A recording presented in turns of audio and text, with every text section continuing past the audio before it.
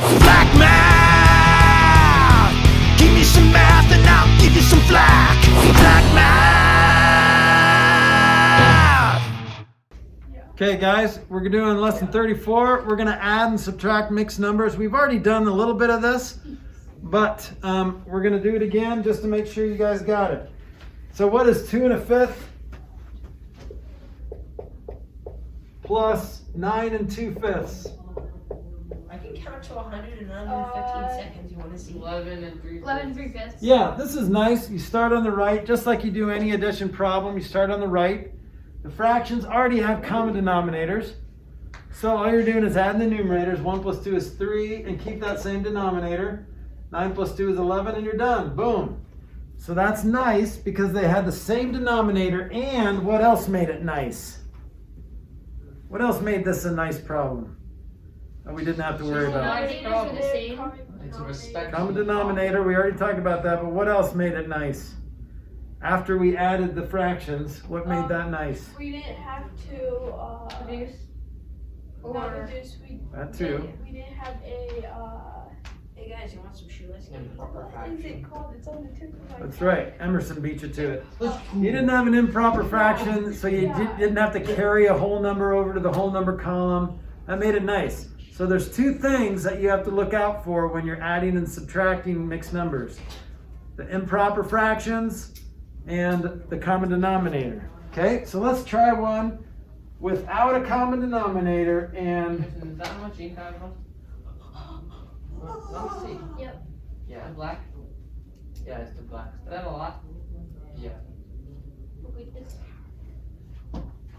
Wow. You guys have special pens. I bought this pen like. all right, you ready? Basic. This is my fidget pen. This is I don't know what this is a pencil. Mr. Flack Can we do a confusing free Chrome himself. instead one? I agree with Nathan. Okay, here we go. Austin will not win this one. Here's, I won't say. that's not example 1, that was example I'll beat you to it. A. Let's call this example 1. I already have way too many. 2 3/4 This is plus 3 1/8 plus 7 1/2. Okay, I like writing them vertically because it just makes it so much easier. If you write it sides horizontally, it's just going to be confusing. So step 1. Hold up, let us get it.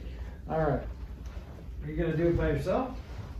Sir. I'm just gonna get it right This- here. is Bob says pop. This is Bob pencils. I'm gonna do it in my head. Okay, I have an answer, but I'm not gonna say. Yeah, what is it? Okay, so I'm going to go in. What is the first thing we do? Hold up. It's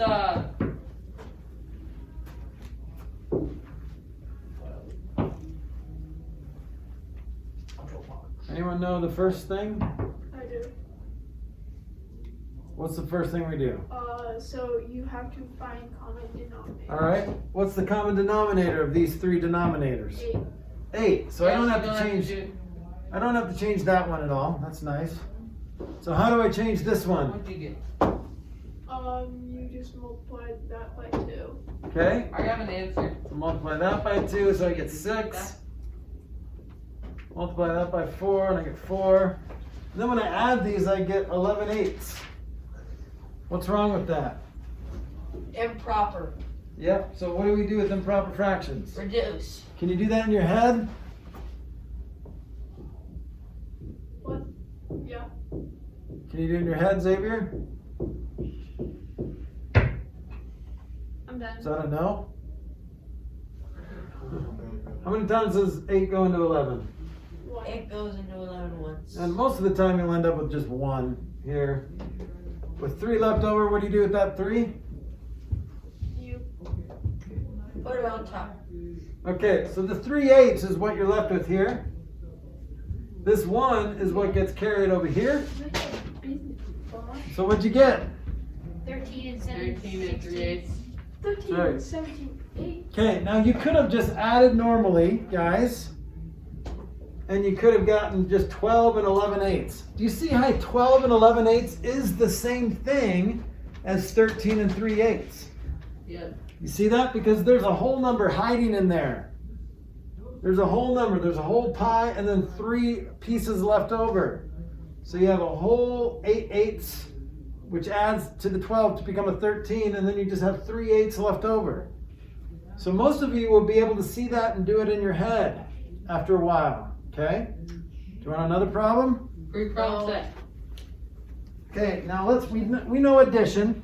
So this is just us cleaning up the addition, all right?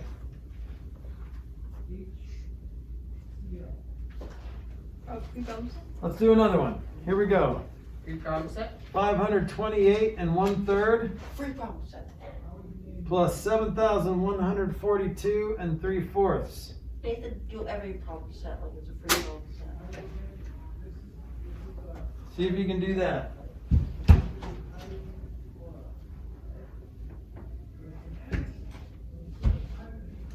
Can you please stop? What do you call it? Slamming myself against the wall. Yeah. Guess that's the only thing you can call it. Is this subtraction or addition? Oh, this is addition.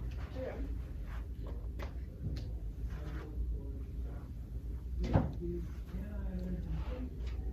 Can't see the problem. You don't need to see the problem if you don't have your paper out. It's right there. I want to do this in my head. Okay.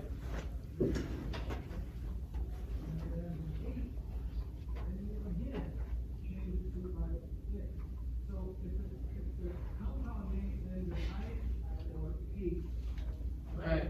You're gonna answer. That's you. Thank you. You get an answer, Nathan? Yeah. What'd you get? 7,671 and 1/12. Nice. That's Yeah, right. That's what I got. Okay, so what did you do first, Nathan? I got common denominators. Okay, which is 12, right? Yeah. So how'd you figure out this new denominator and this new numerator and this new numerator? Multiply the top by what I got on the bottom. Okay, so times 4 times 4, so this is 4. And times 3 times 3, this is 9, so you get 13/12. Now what? Then I added up the actual part. The number. Okay, so 5 you to did it like this, okay? 10, 7, 6, 7, okay? So 7,670 and 13/12. Now is that wrong? No. It's not wrong, it's just not written in correctly, properly. So how do you write it properly? Convert it to a mixed number. Yeah, so convert this improper fraction part to a mixed number. What's 13/12? 12 and 1. 1 and 1/12. So 1 and 1/12. So in your head, you can add that 1 to that. So that becomes a 7,671. And then you were left with that 1/12 there. Okay, so if you want to write that down, 1 and 1/12, that's fine. So this goes here, and this goes there. Does that work? Where and what does what? You'll just have to watch the video later since you haven't really been paying too much attention. No, I've been paying attention. Okay, there's just one more part to lesson 34. This class gets out in 3 minutes.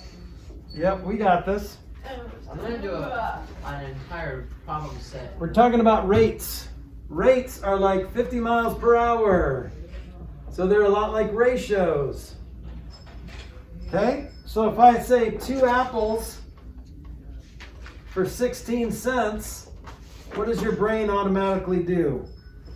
Adds into 32. What? You said there's apples, right? 2 apples to You, apples. you Yeah. multiply 16 by 2. 32. 32 what? 2 apples for 16 cents? 2 apples for 36. Yeah, they're not 16 cents each. It's 2 apples per 16 Oh, cents. so it's 8 for each. Yeah, so what my mind does, well, let's just simplify that. You know what we're doing? We're just reducing this fraction because a ratio is just a fraction. 1 apple for 8 cents. Okay, that's how much 1 apple costs. And then you can figure out what 17 apples cost. Okay. I'll finish my birth creation. We're almost done actually, but so here's what your example would say. Like example 3. Yeah. Ready? 5 toys cost $40. Oh my gosh. Does either. Okay, ratio of dollars per toy. What's the ratio of dollars per toy, per one toy? If 5 toys for $40, how much is it for one toy? $8. That's right. So you can do it like this and then just reduce it. Toys, $40. And then just reduce it, right? So one toy. Shh, guys, be quiet. We need the time, so don't interrupt. One toy for $8. And then it says, how many toys can you buy for $32? 4. Yeah, because you just divide by 8. All right. So this is kind of like your conversion factor, or your unit multiplier. One toy over $8, or $8 over one toy. So you can choose to use unit multipliers or however you want to do this. All right, you guys good? Yeah, we're good. Yes, sir. All right. Yes. Flack math. Give me some math and I'll give you some flack. Flack math.